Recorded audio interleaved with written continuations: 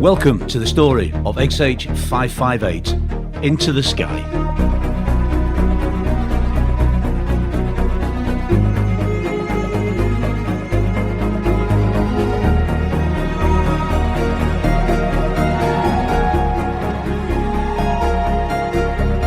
So good afternoon, Robert. How are you?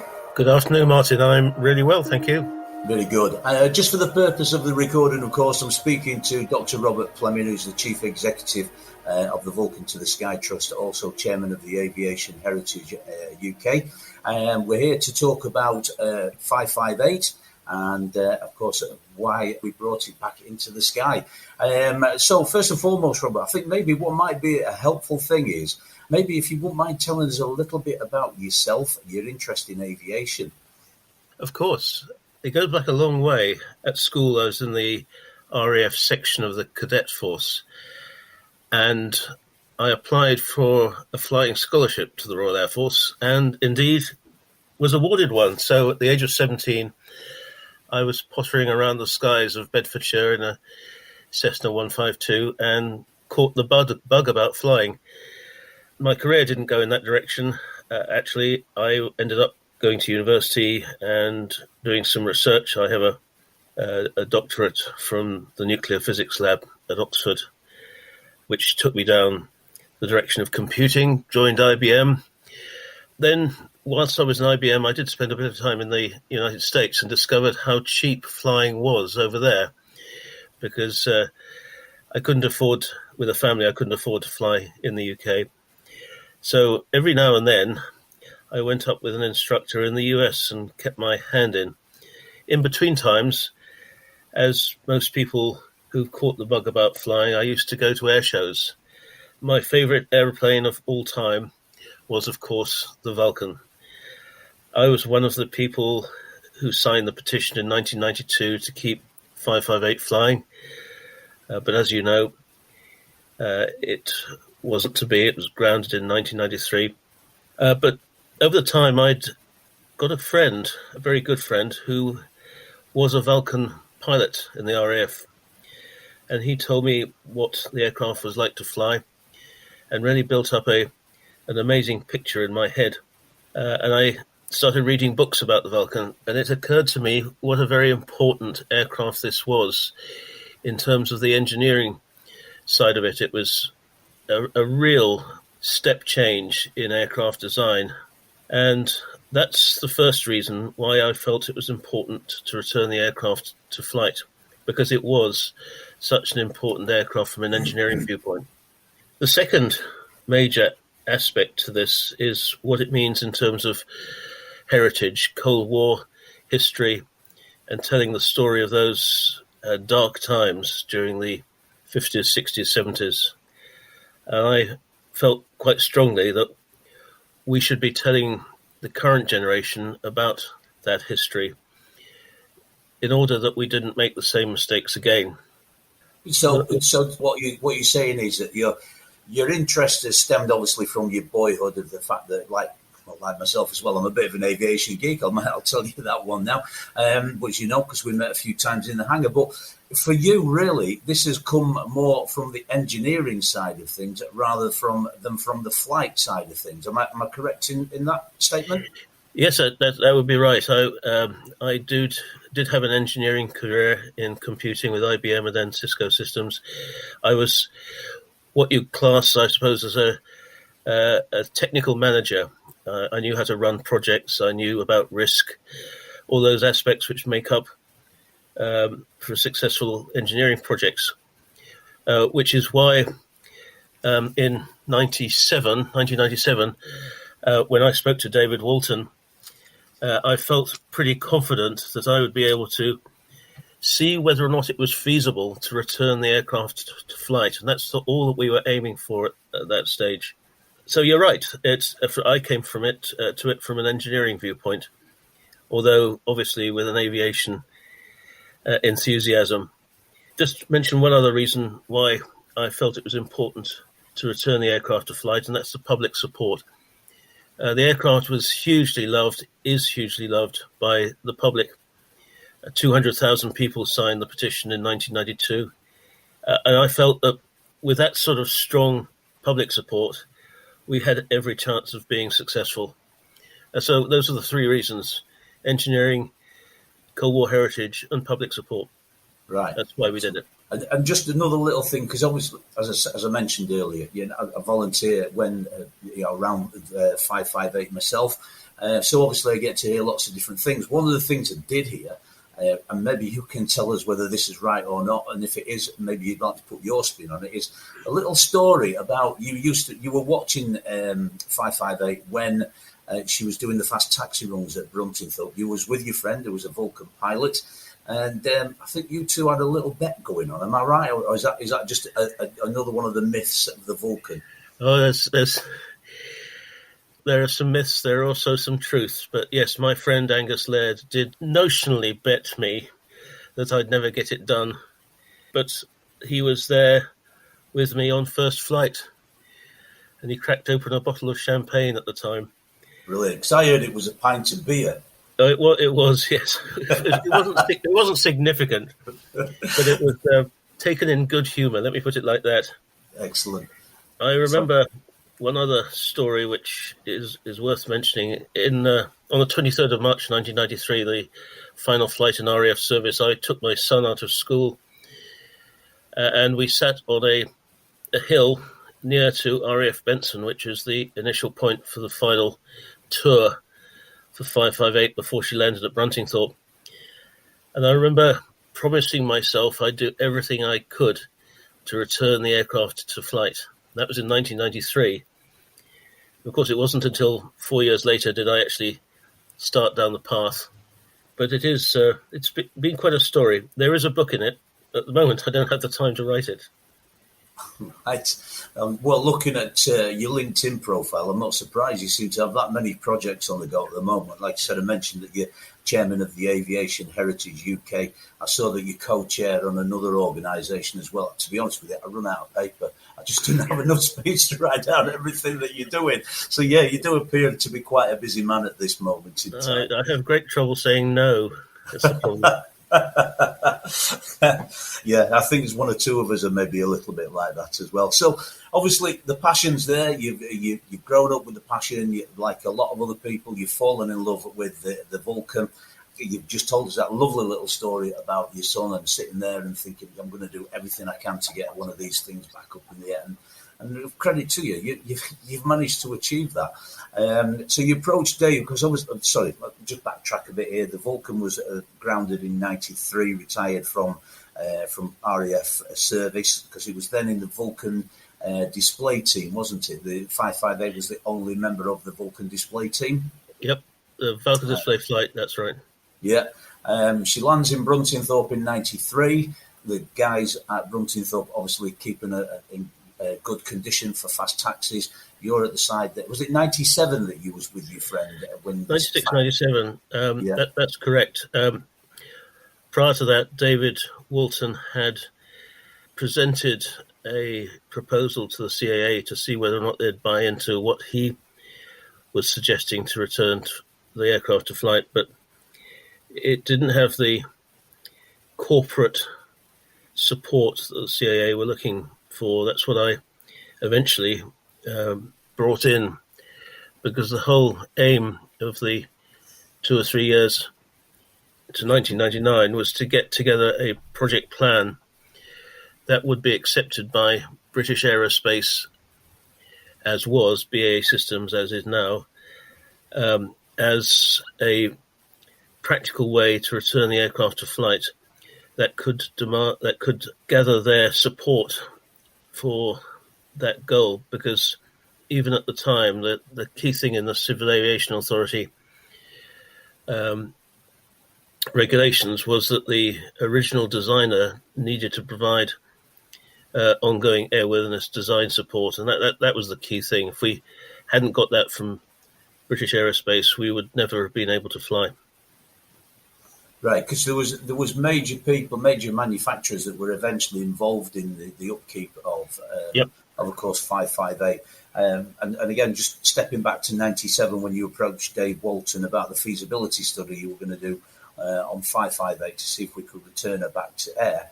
I mean, this is obviously not a matter of just walking around the aircraft with a clipboard going, yep, that's okay, that looks okay. Yeah, it's obviously you need some major experts to do a feasibility report, Yep. and it can't be something that can be done in an afternoon. So who did you get involved in the first instance, and how long did it take to do this feasibility study? Of course. Very good point. One thing I should mention, which made the project feasible, was that after David Walton bought 558 for the princely sum of £25,000, he then spent another £100,000 buying all the RAF's spares. And that was absolutely vital, principally because within those spares there were 8 zero-time Olympus engines. Without those, we wouldn't have been able to fly. So a big hats off to David and the Walton family for taking the prescient action of buying the spares. But after BAE Systems gave us the yes, we'll support it letter in May of 99, we held a project definition workshop with members of the design team from BAE Systems, but also from Marshall Aerospace. And that defined, firstly, the technical survey that we would need to do on the aircraft to determine whether or not, in practical terms, she could be returned to flight. Remember, all of this was theory up till this point. And secondly, what the scope of the servicing activity would be needed to return the aircraft to airworthiness. So a very important set of activities. And that was in 99. And the technical survey took a couple of months in the last part of the year and ended in March 2000, when everybody got back together again for the full teams and worked on the decision, would it be feasible to return 558 to flight? And the answer, as you all know, was yes, it would.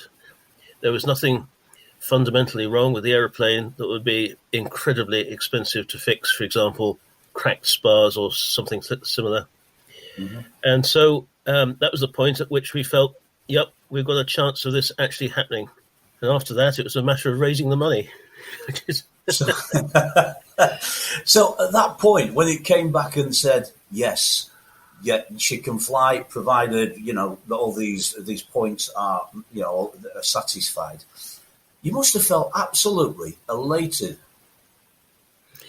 I did. Up until that decision in March of 2000, it was all very much a theoretical exercise. That led me to a major career decision. I was one of the technical directors in Europe at Cisco Systems at the time, and I had to decide, do I carry on with Cisco or do I resign and pick this up full time? And I put myself 4 or 5 years in the future and asked myself whether or not I'd regret not picking up and running with the Vulcan project. It was a no-brainer. And that's exactly what I did. In April of 2000, I resigned from Cisco. Everybody thought I was mad, and picked the project up full time. And at the time, because of the rewards that Cisco gave me, I was funding myself and the family off what we managed to save. So it was a couple of years of not receiving a salary, which again was a bit brave, really. But it's what you had to do to make it happen. Well, yeah, and hats off to you as well, mate. I mean, that is a massive decision, especially when you've got a family as well. So obviously, you've got the go ahead now. 558 is fine to fly, provided all the points are met. We know that one of the biggest obstacles you're going to have, of course, is financing it. That is going to be a struggle. But what was the other biggest obstacle that you had in getting a 558 back in the air? In terms of technical challenge, we did over time have some fairly expensive setbacks. A couple of examples: the flying control surfaces are quite finely balanced. You can move them very easily with just a couple of fingers, but they're made of magnesium alloy, and when we open them up, basically we found the effect of years worth of it sitting out in the wet, massive amount of corrosion. So instead of what we thought was going to be a relatively easy piece of servicing work, we actually ended up having the flying control surfaces being completely rebuilt in imperial units material, which had to be brought in from America. It was really a very expensive additional task that we hadn't reckoned with. Another example was on the aircraft, the undercarriage bays have a false ceiling. There's basically a metal sheet in the roof of the undercarriage bay, and then you're into the aircraft wing structure.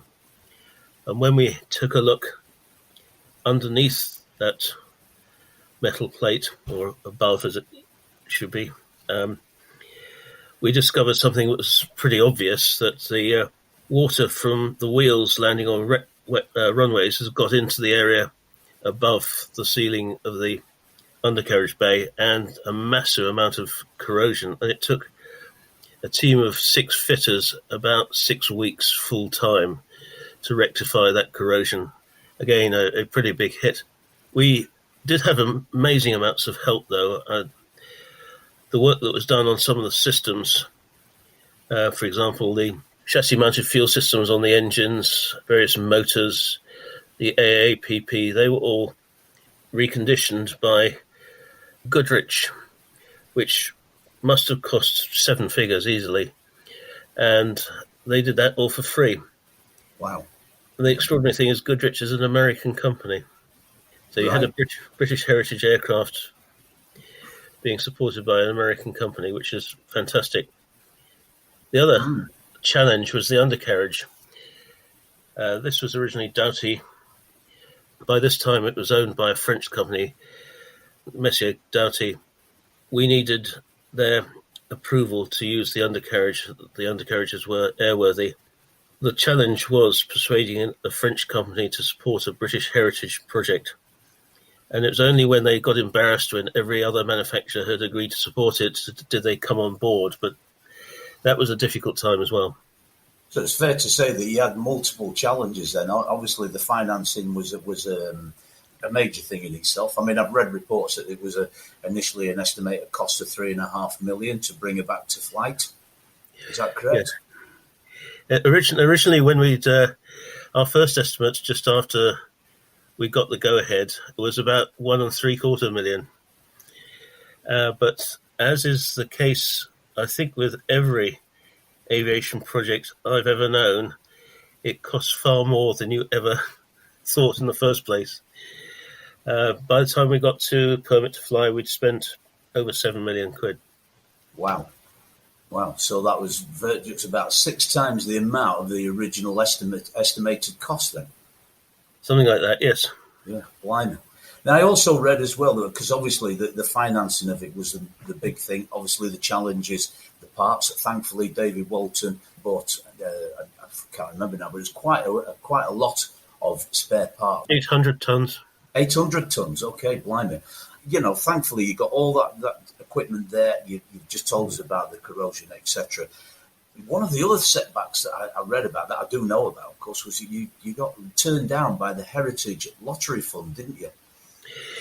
Yes, this is an interesting story. We were being helped out by an experienced fundraiser, Felicity Irwin, at the time.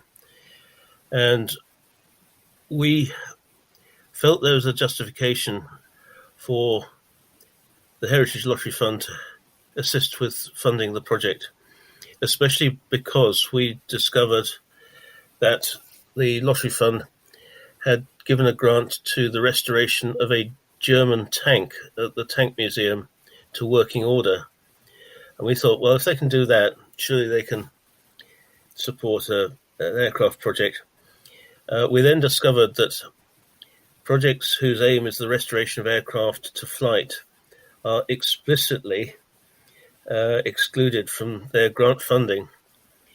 So I felt that was something we should challenge, and indeed spotted on the lottery fund's policy description that they would accept cases for exceptions to policy. So we attacked this with a purpose-written case for this aircraft to be returned to flight.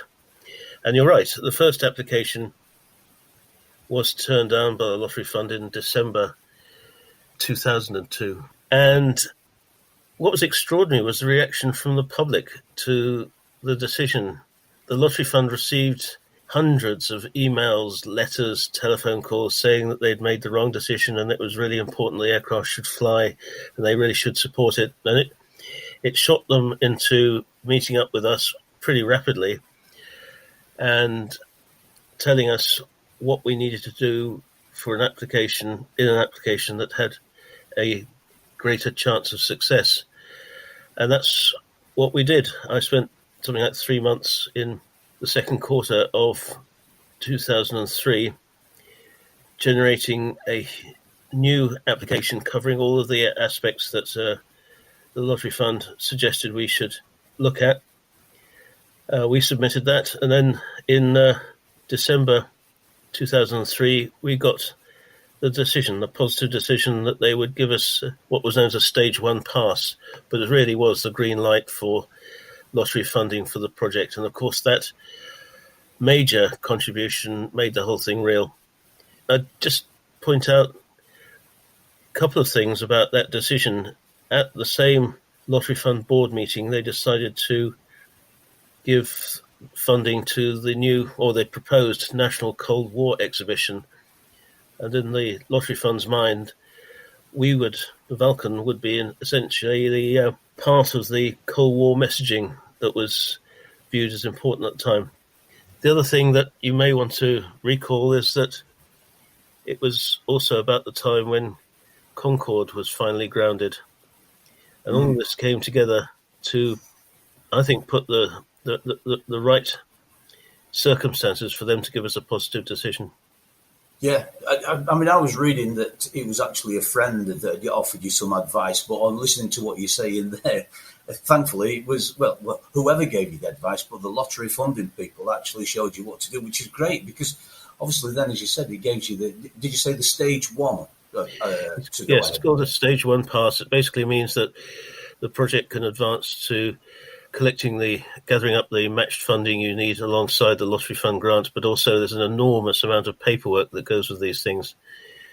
The next year or so was spent doing paperwork, basically. Well, I suppose as a fundraiser, this is what you've got to do, mate. You know, you've got to get it going, haven't you? And it sounds like... Yeah, blimey. Yeah. So just to give people an idea of the timescale, right? So 93, she's grounded. You've been watching her, and then you approached David Walton, 97. We're now up to 2003 here, where you've gone through everything that you've gone through. Yep. So we're up to 10 years after she was first grounded. She first landed at Bruntingthorpe. And you've only just sort of secured sufficient funding and got that first step, as it were, towards getting her back in the air. Am I right in what I'm saying there?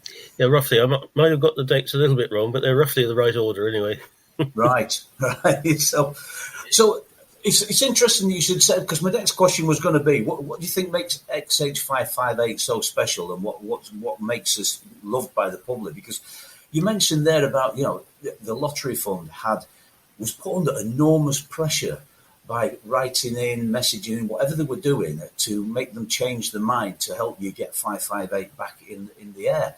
I mean, what is it you think that makes 558 that so special that people want to see it in the air? They do. I think it's the beautiful shape, firstly. She is a stunning aircraft to see flying.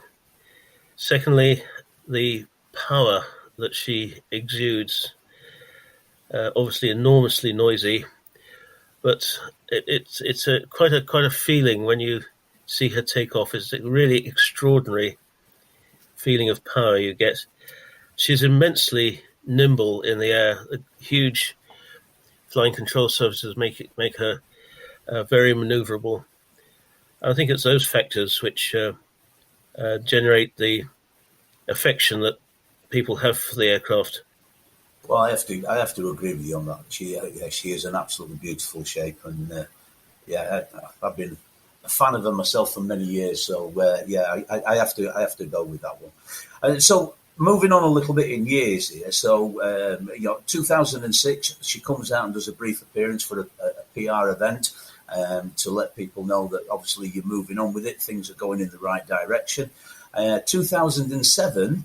She returns to the sky for, I think it was for a test flight for the CAA. Am I right in that? It was the first test flight that was witnessed by the Civil Aviation Authority and a small group, probably about 150, 200 people at the airfield, but about 3,000 or 4,000 in the fields around the airfield. So, so we're talking there about, 558 returning to the skies, 2007, 14 years after she was, retired from the RAF. It was a test flight for the CAA. And obviously, you would have been there on that day. Absolutely. It was a perfect day. It was one of these crisp, bright October days. It couldn't have been better. Yeah, the test flight was about half an hour or so. They went off to the east of the country. Some gentle manoeuvres. They cycled the undercarriage a number of times. All went extremely well. And then after landing, we weren't flying again until the following spring because it wasn't. The conditions wouldn't have been conducive. But there were about 3 or 4 other test flights because. As you may realise, the Vulcan XH558 is pretty much totally original. The only thing we had to change on the aircraft was the avionics to comply with the current air navigation order. And the avionics required new aerials and the like, and did need to be tested. So the further test flights were all done with the aim of checking out the new avionics. Now, did you feel that day when you saw her back in the air again, bearing in mind that you were saying that you sat, sorry, I forgot the year, but you were sat with your son? 93. Yeah, you sat with your son. My son was there for first flight as well. Really? Yeah. It's a joy, relief, exhaustion, so many emotions. But I have to say, it was a massive team effort. It wasn't one man. I happened to just be the leader, but we had contributions from literally hundreds of people, not only our own team, Marshall Aerospace, but all the manufacturers and suppliers around the country. It was huge. So actually, it's funny you should mention that about the team. Because obviously being around the hangar, we had the regular crew there. The guys at TAF and the guys that looked after 558. Yep. Was that the original crew, or that you brought in to help maintain it, to restore it, or has the crew changed over the years? And there has been some evolution, yes, over time. The team we did have looking after the 558 in the hangar did comprise of members of the original team plus others. Of course, we're now in a situation where we've had to sadly say goodbye to quite a number of those team. Taff is still around. He's the crew chief, and we have a very strong volunteer team of engineers who look after 558 right now. And good team they are as well. Absolutely. Do an excellent job of looking after.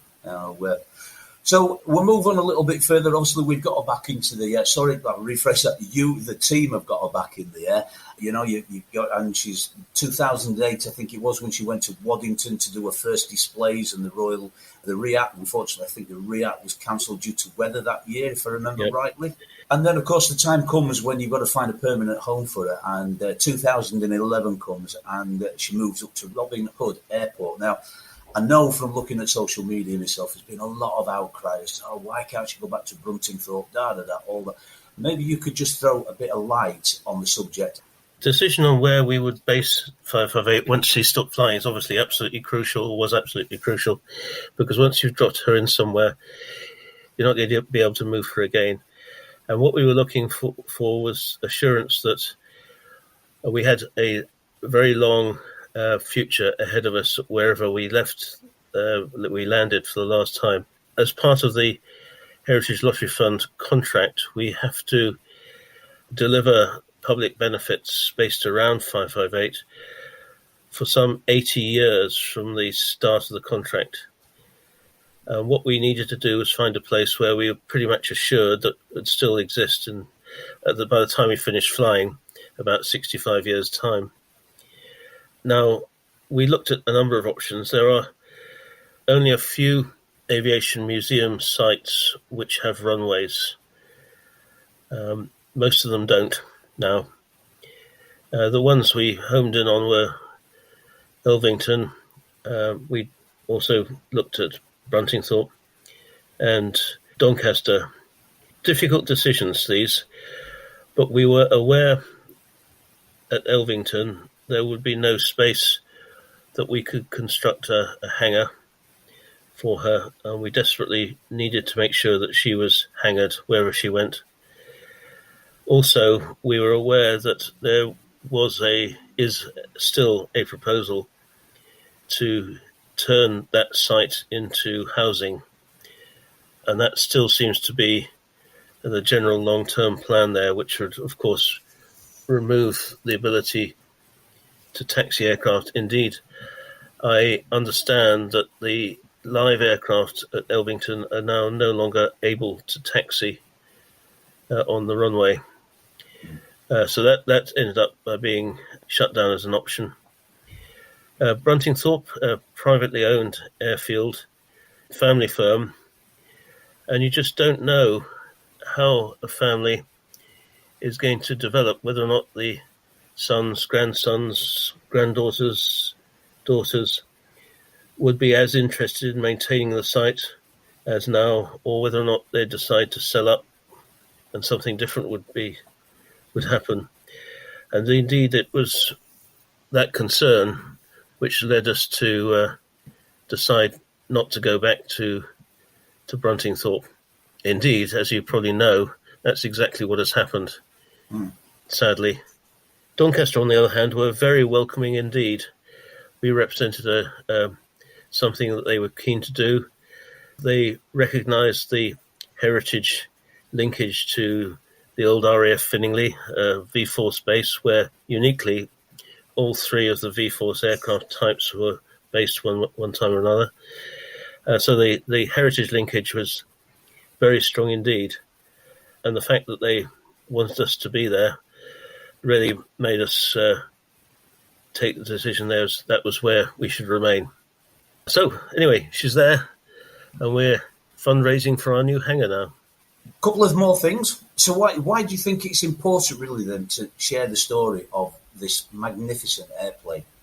Well, I'm very keen that we keep her alive and working. The sight of a piece of heritage engineering actually working is, I think, really important. I don't like the idea of dusty, silent, still museum pieces. So it's really important to keep the heritage alive, which is one aim that we've got with the Vulcan. In terms of the story of the Cold War, that, as I think I mentioned before, is one that is vital we remember, because deterrence against attack is a very, very important strategy, one that remains very significant in today's world. And of course, we've got one of the items which was used to enact the strategy of deterrence. The aircraft herself, a brilliant, innovative design containing a whole lot of new innovations, too numerous to mention them all, but give you a couple of examples. The use of fuel transfer from fore to aft tanks to keep the centre of gravity in the right place on the aircraft was pioneered on the Vulcan. The first use of twin-spool turbojet engines in the Olympus, so some really important technical innovations. But the other factor that I think is very valuable in talking about the aircraft to the public is that these older aircraft, they're much, much simpler than the modern ones, and very much easier to explain the principles on which they operate. And that is something that we've shown to be true in talking about 558 with youngsters. So really important that we keep telling the story. So last one, do you think you'd ever do it again? Well, we are. I've just, on behalf of, the Trust has just purchased another Canberra. This Canberra is based in California, but for a number of reasons, we needed a Canberra which had a fully configured cockpit. 163's cockpit has been completely stripped out, and it will cost an awful lot of money to rebuild it.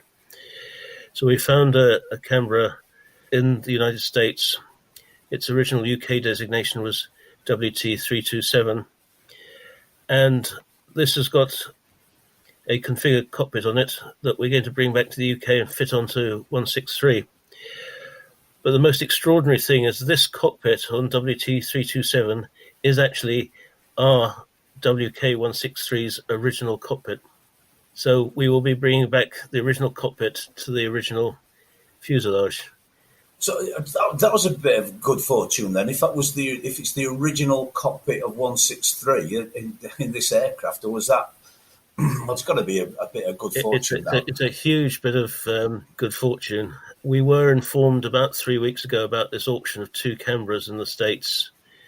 We had already known that what we should be doing is getting a sort of pre-configured cockpit from somewhere. And then we started to look at the 2 aircraft, XH567 and WT327, and very quickly discovered the fact that 327 had 163's cockpit on it. It was really quite an extraordinary discovery, but a very good one. Excellent stuff. Well, Robert, just want to say thank you very much for your time. It's been great chatting to you. Thanks a lot, Martin. Good to talk. All right, bye now. If you'd like to support Operation Safeguard, the Vulcan to the Sky Trust appeal to raise money to build a hangar at Doncaster Sheffield Airport, please visit vulcantothesky.org.